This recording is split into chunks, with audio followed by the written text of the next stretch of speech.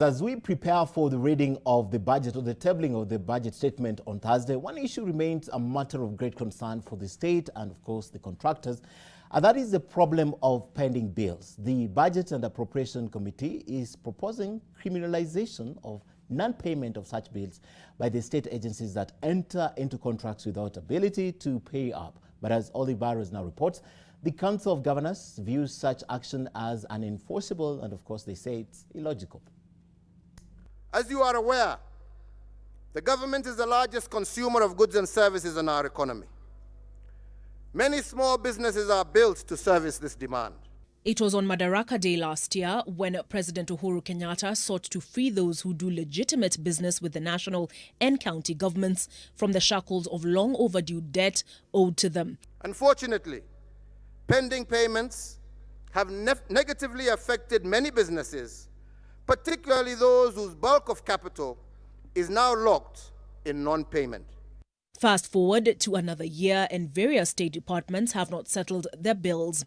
The Budget and Appropriations Committee of the National Assembly says pending bills remain a persistent concern in spite of the government's tough talk. Now the BAC is prescribing a dose to cure the inherent problem, making failure to pay up a criminal offence. Any member of parliament can pick it up and propose legislation that would criminalise the non-payment of pending bills. But the Council of Governors is pouring cold water on such thoughts. Now, first of all, let me ask you, being a criminal offence, who will be taken to court?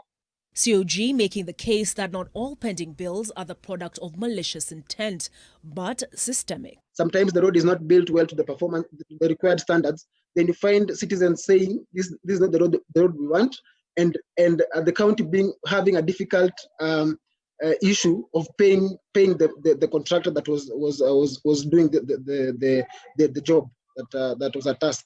External observers therefore making the case for public access to information on how tenders are awarded, to whom, and their progress reports. We are saying if we adopt open contracting principles, then throughout the chain of contracting, we are able to track. We're able to track the status of the projects, and we're able to say, look here, there's a red flag here. Either the goods that have been bought or procured are not value for money. And so let's not reach to a point where someone then delivers, and then now we start having issues of we can't pay him because the goods are substandard.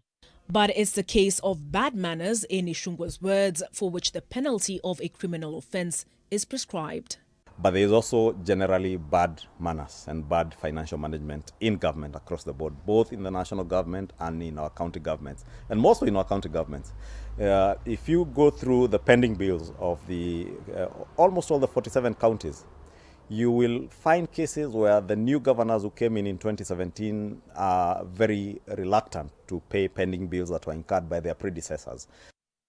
I think the remedy that we have now is sufficient in that before funds are released from the Treasury is able to check your payment of pending bills.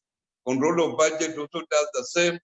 And if they find you are not prioritizing payment of bills, then you are forced to pay pending bills before they can allow you to allocate money elsewhere. And as the economy reels from the impact of the COVID-19 pandemic, analysts advise that contractors could use all the help they can get. In the past week, we've seen the CBK sound an alarm that a majority of these SMEs won't be able to go past July if they are not, if the financing facilities are not increased. And so the reason why the government is pushing for payment of these bills is simply just to avail working capital to these SMEs. Oparanya, NT.